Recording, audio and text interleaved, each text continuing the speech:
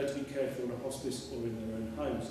One of the challenges here is to make a community service available 24/7 to stop hospitals becoming a default setting for lack of other options. Reference Hughes Hallett et al. 2011. And workforce pressure. Since the application of the European Working Time Directive to junior doctors, there's been a 50% increase in the number of junior medical staff required to fill a rota and provide 24/7 care. And many units have struggled to achieve this, not surprisingly. According to a report by the Royal College of Physicians, 3/4 of hospital consultants report being under more pressure now than they were 3 years ago, and more than 1/4 of medical registrars report an unmanageable workload. Recruiting into emergency medicine is becoming difficult, and application rates into training schemes involving general medicine are also declining. According to the Royal College of Physicians, there is an increasing reliance on locums and unfilled consultant posts. This will have a negative effect on emergency care, which is most vital. There is also increasing recognition that services such as emergency surgery may be unsafe out of hours, and the provision of these services needs to be concentrated into fewer centres, hubs, that are better able to provide senior medical cover. Improving the quality of care often entails making available senior medical cover in some services on a 24/7 basis. This in turn means reducing the number of hospitals providing these services to enable consultant medical staff to operate effective rotas in the evenings and at weekends. This would also reduce mortality rates, as most deaths happen on poorly staffed wards at weekends.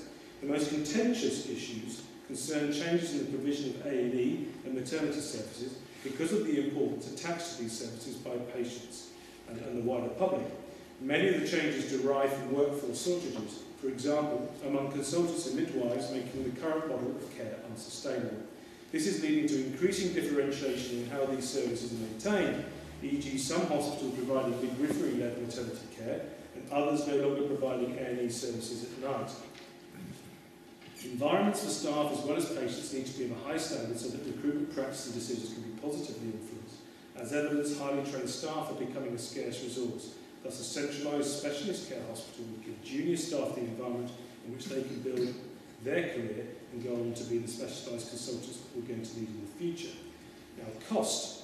Merger of particular services such as intensive care, A&E, cardiac surgery, for example, could improve quality and save money.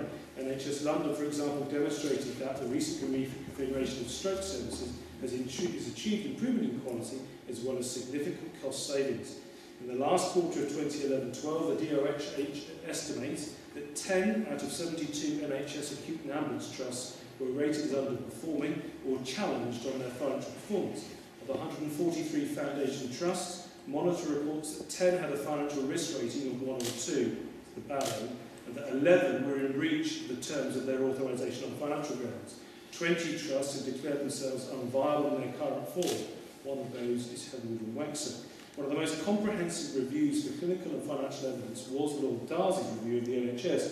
He argued that future technological advances will result in an expanding number of diagnostic tests and therapies that would be more cost effective to provide in a smaller number of regional specialist centres, rather than a large number of low-volume district general hospitals. Future technological advances would result in an expanding number of diagnostic tests and therapies that would be more cost-effective to provide in a smaller number of regional specialist centres. The Audit Commission, for example, has identified 25 operations or admissions and estimates that 75% of surgeries should be carried out as day cases. The Commission estimates that if all trusts achieved an average 75% day case rate across these procedures, then at least 390,000 bed days could be freed up. This would save £78 million, based on £200 per elective patient bed day. Lord Darcy further explained that minimally invasive techniques will continue to improve. In the next 10 years, endoluminal surgery, and for laymen that's sort of entering the body through natural holes, such as the throat, will become the standard method of treating many complex cases. Better diagnostics would also help most surgery to become non-invasive. Minimally invasive surgery means smaller scars and less risk of a post-operative infection, i.e. patients also recover more rapidly. My father had a minimally invasive operation to fix his abdominal aortic aneurysm. He was going to have an open operation in this region. Furthermore, there is also an argument for reducing the numbers of administrative staff required to be cost effective, and money would be better spent on quality of care. Hence, reconfiguration can deliver improvements in quality and safety without significant additional cost. And access, and this is a big thing, access. If you look at where all the hospitals are in this region, there's legacy, there's a reason why they're there. Stoke Mandeville's there because the Canadian Army built it there. Wycombe Hospital's probably the best location, I guess, in that it's at the bottom of the, it's in the centre of town, but it's not great for the wider community outside of Wycombe. Wexham Park is there because the farmer's daughter got looked after well at Upton Hospital, so he gave them the field. Heatherwood Hospital is where it is because the Astor family bequeathed it to the local community. None of these hospitals are on dual carriageways and motorways, and as a consequence, the getting to them is notoriously bad and involves complicated bus routes, and when you get there, the parking is dreadful. And the same also applies to the Royal Berkshire, which is in a pretty ludicrous location and is not very accessible, particularly if you're coming in from West Berkshire. All of these hospitals have access problems, and it strikes me that if we are going to go forward, we might want to consider putting them on motorways where there are 3 lanes, not 1. So there are strong political and policy pressures to sustain and, where possible, increase local access to services, particularly those needed in emergency matters. With an ageing population, the majority of hospital users will rely on public transport, so this would require significant bus services, of course it would. But there is this challenge with regards to reconfiguration of hospital services, and it's a major problem.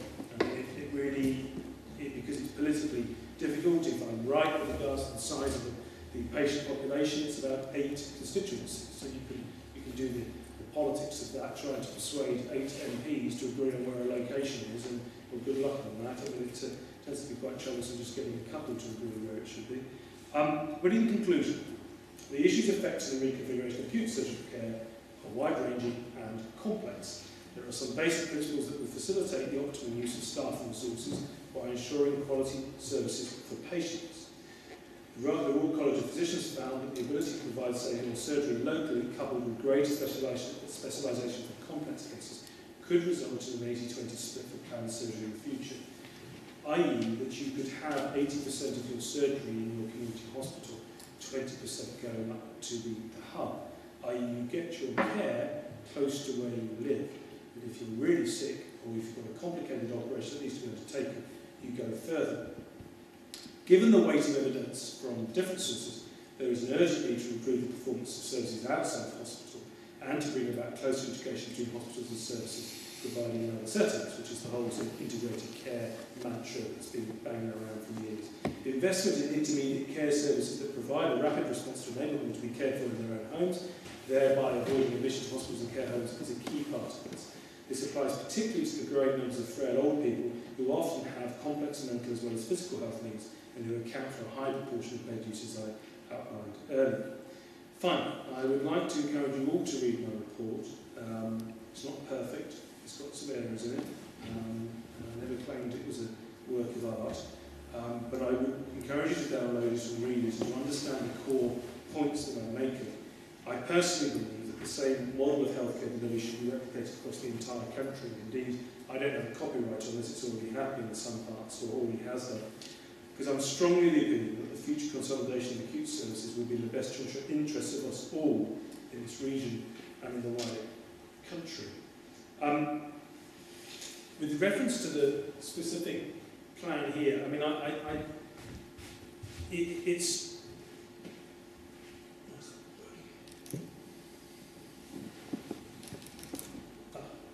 this was put together just to sort of give you some idea of the geographical area. If you look at this, I mean, essentially, if you work on the premise that you need a hospital to serve a bigger community, then the hospital ideally should be on the motorway. So when I was looking at this, and I thought, well, where would you put it in relation to the population that I've chosen, that I've grabbed? And it was pretty obvious, actually, that there was only really one location where that could go. If, for instance, and this is the other problem that you have with the NHS at the moment, is that there's one agency that's trying to encourage Bucks Trust to get foundation trust status, and there's another agency in the NHS trying to get them to merge with Wexham and Heatherwood. I mean, it's quite a lark with the same organisation fighting each other. And I don't know whether, it could possibly be that Royal Berks and Heather would be a better fit, for instance, so you would have one acute trust for Berkshire. But I chose this because I had to choose one area, and this is how it happened. And then it turned out that there actually was a piece of land that was remarkably the same sort of size piece of land as the Norwich Hospital that's in the plan, and it's available for sale, and all that sort of stuff. And all that actually was not known of at the time. And I stress I chose that location purely because it was at the epicentre of, it seemed to be at the centre. It was nothing more than that. As I say, my constituency is down here. I'm hardly trying to look after just my own constituents. Because as I've honestly explained to them, there's only about 115,000 people in the Bracknell Forest area alone. Well, 115,000 people is just not enough people to sustain a hospital of the type that I'm describing. So it would be wrong of me to claim that. I'm skipping through this. This is a particular thing where there's been some movement on this. There was obviously a recognition locally a few years ago that stroke services were far from ideal. And we now have a stroke unit at Wycombe, but it's actually shared with Wexham, and I can tell you from my own experience that it wasn't 100% clear as to how that system worked when it started, because I had some problems referring somebody from Slough. But I recognise it's a unit.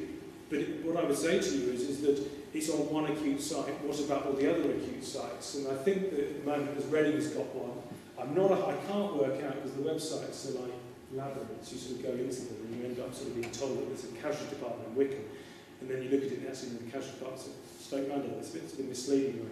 It misleads me, it misleads the public. My point is that we don't have one site with all these things. It doesn't exist. And if you think of the population that lives in the area, the fact that all of the major transport hubs that go through it, you've got the M4, the M40, you've got Heathrow Approach. Where do we go if the plane comes down the M4? What's the primary trauma centre? Hands up. Anybody know? It's John Radcliffe at the moment. South Central designated 4 trauma centres. Brighton, can't quite work out where we got Brighton. I'm wondering whether it's to do with Gatwick. Southampton, Bristol and Oxford. I find it amazing in an area which is so population dense, and we're not even talking about people who also work there as well, that we don't have one site where all of these things occur. And I'm not so sure, in fact I'm pretty sure, that the public don't know that. Finally, to put it in context, of all of this in context, in the last 10 years we've doubled the health spend. Okay, we now spend £2 billion per week plus. As a country, we're approaching £1 billion a day on health and welfare. We have an ageing population. We have an increasingly obese population. We have a situation where diabetes alone will be 25% of the NHS budget by 2025. Dementia is set to double in the next 10 years, etc., etc., etc. The generational shift that I see in my patients with regards to their attitudes towards pain and suffering is noticeable. My grandfather's generation, wartime, stoic. My grandfather, who's still alive, is 89 this year. He'll go to the doctor and he'll be having crushing chest pain, and he'll apologise for taking the doctor's time. You compare and contrast that to some of the patients I've seen in Slough who just come in and it's a right, it's an expectation, and they're complaining about small things, a sore throat for a couple of days. And so those things, all those things are driving increased costs, as well as increased costs of drugs, interventions, all which are progress, but all cost money. And if you think about that backdrop, you have to ask yourself, have we got the infrastructure to withstand the onslaught, the additional demands of the next 10, 15, 20 years? I don't think we have. In fact, I think most of the country hasn't, but we're particularly in a weak position here because I don't think we've done what we needed to do with regards to where our hospitals were. And some of that's legacy, and some of that's no one's fault in particular, it's just the way it's gone. The day of the District General Hospital has passed. Okay? You're not going to get a bells and whistles hospital in Wycombe. Anybody who tells you are not telling the truth. In the same way, I can't get a bells and whistles hospital in Bracknell. You have to choose a site, which by definition, if you choose one site, means it's not going to be as close as another site. I mean, it's like, why pay someone to tell you that, which is what I noticed in the report I was sent yesterday. It's obvious that if you choose a site, it's not going to be close to where the old sites are, and that's obvious. We do need to look at this, and I have to recognise the emotive elements and attachments to hospitals where one was born or where an elderly relative died. You don't have to tell me my relatives have died at Amersham and at Wycombe and Marlow and everything else. But the point is that what we've got is not sustainable. We can't afford it. The country has not got a lot of money. It's going to get harder. And I just think that if we actually do what I'm suggesting, in fact replicate it across the country, we can have a hospital service that delivers the very best care for the greatest number of people, which I think is what the National Health Service is about. Anyway, I've spoken for more than long enough. I now look forward to your questions. Thank you.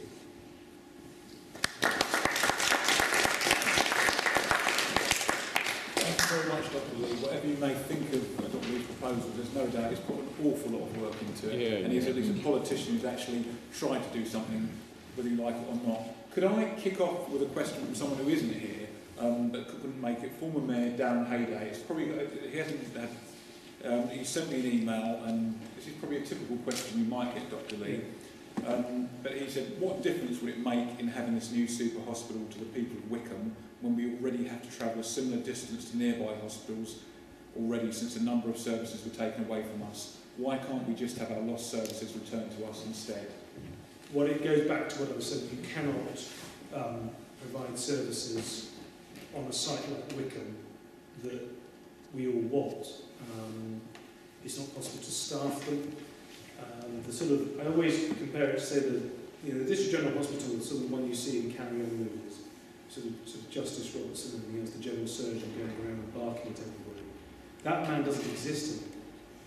That surgeon who does all the operations doesn't exist.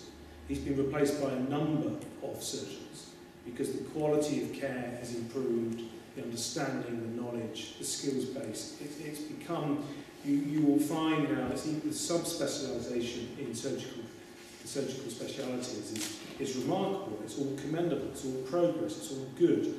But the idea that you can provide all of those services on a site like Wycombe, you just can't. Somebody who's a esophageal surgeon, a food surgeon, needs to have lots of people to see. I mean, they have to have lots of operations to do. If they're in a district general hospital with 150, 200,000 population, how many esophageal operations are they going to do a week? They're not going to do them, are they? Because there just aren't that many esophageal complaints coming in that population size. I just make that one up. It's just an example, but unfortunately, as I said at the end of my presentation, the age of the sort of district general hospital has passed. What we can have in communities, though, are much more chronic care services. Those outpatient appointments, the physio appointments, the OT appointments, the dietitian appointments, all those sort of things can be pushed into the community, not just into community hospitals, they can be pushed into GP practices. And indeed, care can actually be pushed into the home. There are various pilots up and down the country about pushing care into the home, chemotherapy in the home.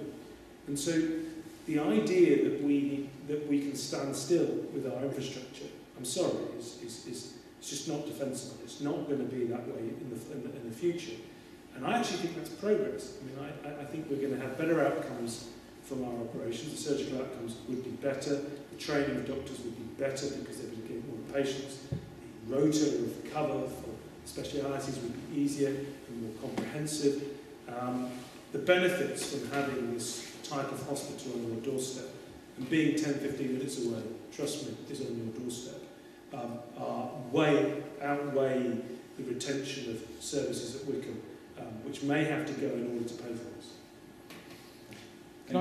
Can I make a very small point on this question?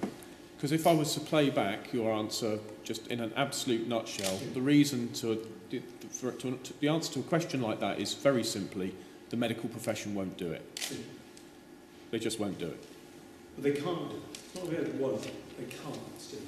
It's not possible to provide the staffing, the expertise on as many district general sites as we've got in this country.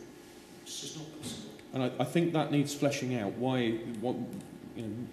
You've talked about it. It needs fleshing out. Why? The EU Working Time Directive on junior doctors' hours is playing havoc with the training, particularly of surgeons, but I suspect of all specialities. In the past, district general hospitals relied upon 1 in 2, 1 in 3 rotas. That was the only way they could actually get enough doctors in the building. Now that's passed, and if you add on top of that a cardiologist there'll be different types of cardiologists.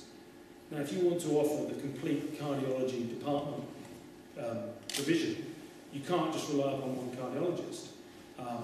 In fact, the former cardiologist at Wexham Park, Steve, is the father of one of our colleagues, Nicola Blackwood. And Dr. Blackwood used to wander onto the ward, and he was all by himself. He was the only cardiologist in the hospital. Full stop. No one else. And so he'd wander on, he'd review your patients 2 to 3 days after you'd referred them. I mean, trust me, it was, when one looks back, it wasn't his fault, but when one looks back at that level of service, it's like, just not defensible. And so it's just not possible. I can't tell you how much. I mean, the example I gave of the paediatrician, the president of the Royal College of Paediatricians is so in favour of the consolidation of services because she worries terribly about how you can provide appropriate paediatric services on as many sites as we have in this country. Thank you. Now I'm going to ask questions from the audience. I'll take, when you stand up and say who you are and your name, where you come from. A question from the lady. Thank you. My name is Deborah Simon.